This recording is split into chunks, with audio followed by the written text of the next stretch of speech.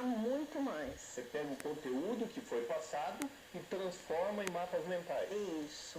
E nesse trabalho, nessa transformação, é que vem as ideias criativas, os insights, para você criar algo novo. Então, a partir de algo que você estuda, que você elabora, você começa a perceber os links de informação e é capaz de gerar algo novo. Isso é muito interessante, por exemplo, os nossos alunos, Com certeza. para todo mundo que estuda, pegar então o conteúdo e transformar. Isso então você tem uma técnica que você ensina essa técnica. Isso.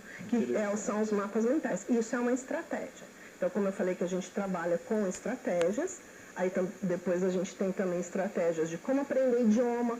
No Brasil tem muita gente que estuda, não fala, é bloqueado. Então nós temos estratégias de desbloquear e aprender o idioma. Então isso são exemplos de estratégias. E a gente trabalhando com aprendizagem, a gente percebeu que às vezes a pessoa tem acesso ao bom conteúdo, aí aprende a estratégia, né? Uma boa estratégia. A maioria com isso já deslancha. Mas algumas pessoas não deslancham, nem tendo esses dois pilares. Então, aí nós fomos pesquisar, já isso há anos atrás, então nós trouxemos, agregamos à nossa cesta de produtos algumas abordagens que são até terapêuticas para trabalhar a disponibilidade. Porque as pessoas às vezes têm o conteúdo, têm a estratégia, mas não têm disponibilidade. Para entender um pouquinho melhor, eu gosto de usar a analogia do computador. Então, vamos imaginar que você tem o seu conteúdo que você quer colocar no computador.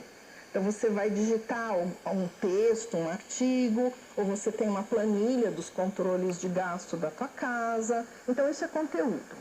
Aí, você vai usar um software para lidar com isso. Um Excel para colocar as contas, por exemplo. Um Word para digitar o texto. Os softwares são as estratégias, nessa metáfora que eu estou fazendo. E a gente tem o computador que vai aceitar todo esse software. E às vezes o computador trava, não é verdade? O equipamento. O equipamento. Então, às vezes, o computador é que não deixa aquilo funcionar. Esse equipamento seria o sujeito, a pessoa. A pessoa, exatamente. A pessoa e o sistema ao qual ela está inserido.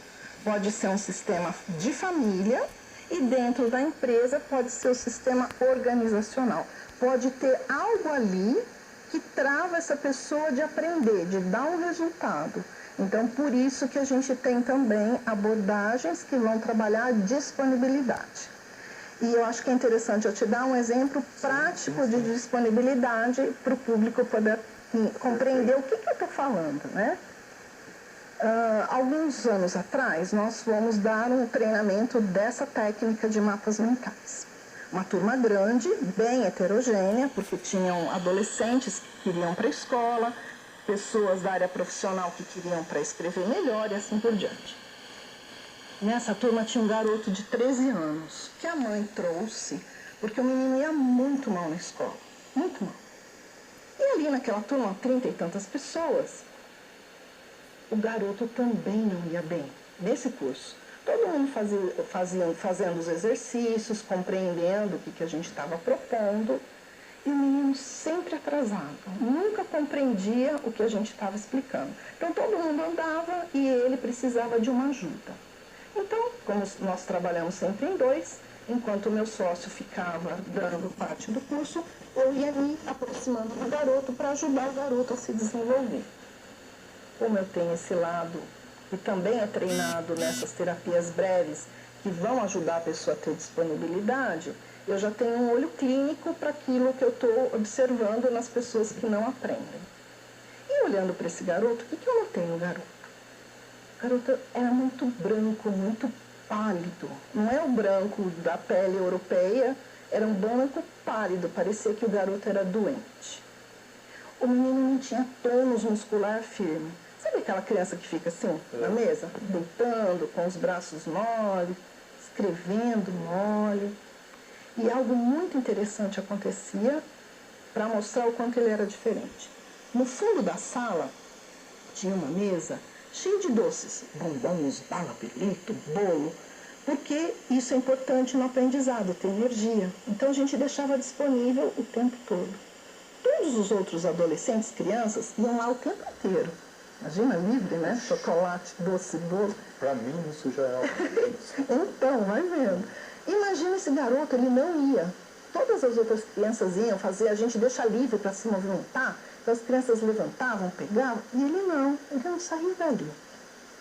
E com isso, eu notei assim, eu pensei comigo, esse menino não tem disponibilidade para aprender. Tem algo mais profundo, numa camada inconsciente, que tira toda essa energia natural de uma criança que vai comer doce, que vai correr, que vai brincar e que vai estudar, que vai bem na escola. Porque é só isso que a criança faz, né?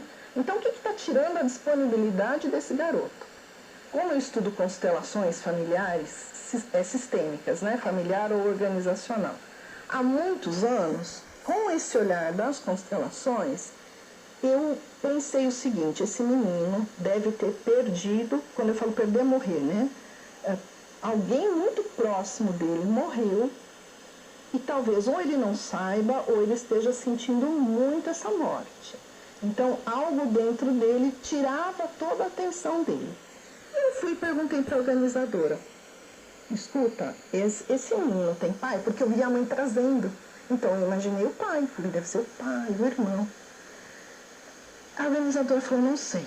Mas assim que a mãe chegou para pegar o garoto, no final da tarde, ela perguntou para a mãe, aquele homem que eu vejo com você lá no prédio, que ela conhecia um pouquinho, é o pai do seu filho? Ela ficou muito brava com a pergunta. Uma coisa tão natural. Sim. Ela quase surtou com a pergunta que foi feita. E a organizadora se viu um pouco amedrontada.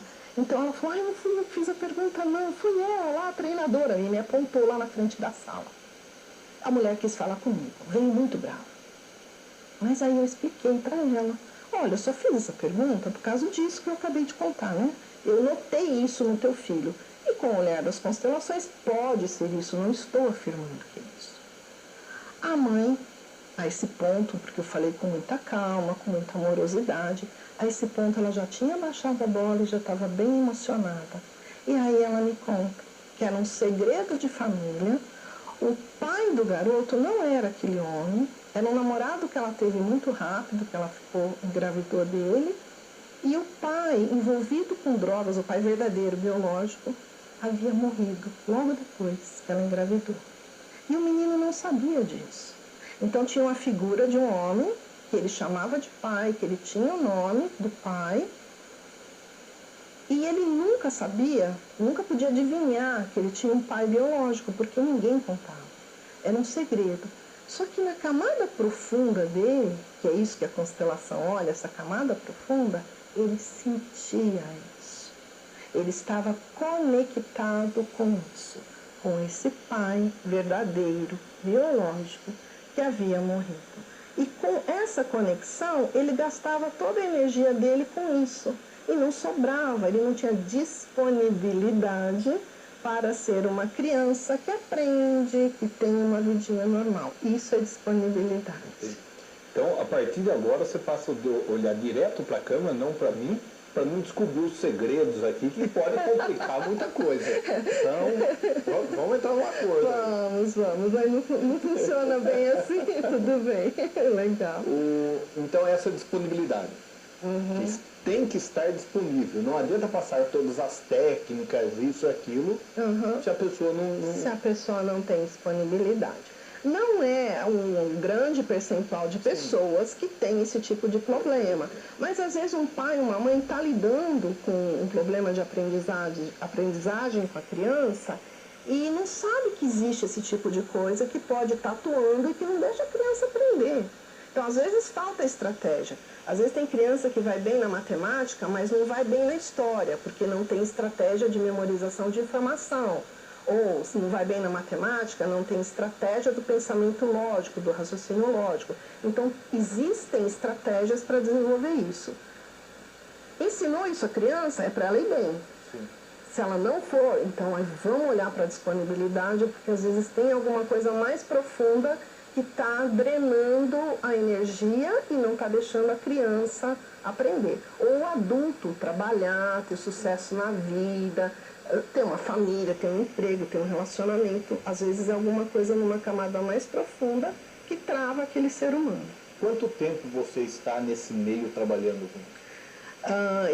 Eu estou na área de aprendizagem desde 2000 e na área de constelação, quando eu agreguei essa ferramenta, desde 2003. Então já estou há um bom tempo. E com esse tempo que você está aí, com todos os casos que você já trabalhou, isso, aquilo, tem alguma coisa assim que não tem jeito? Olha, eu usei estratégia, usei isso, usei aquilo, esse é caso perdido? Nós temos nosso produtor aqui, o Boninho, que nós vamos ver com ele, se é caso perdido ou não. Tá. Tem uma parte que às vezes eu noto, que é a falta de disposição da pessoa.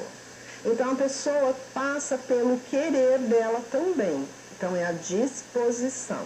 Além da disponibilidade, a disposição de fazer aquilo. Porque não obrigatoriamente, quando as pessoas vão procurar você, é que ela quer. Às vezes a mulher está pegando o pé, marido pegando o pé, mãe, pai. Sim. Não é isso que ela quer. Se a pessoa não é isso que ela quer exatamente, se ela não está disposta, aquilo não vai acontecer. Porque não tem a força interna que move. Isso a gente pega muito no coaching. Então, nos processos de coaching, a gente tem ferramentas para trabalhar e chegar naquilo que realmente move a pessoa. O que efetivamente você quer da sua vida? Então, o coaching tem perguntas poderosas que levam a pessoa a definir o que ela quer para ela na vida dela. Entendi. Interessante.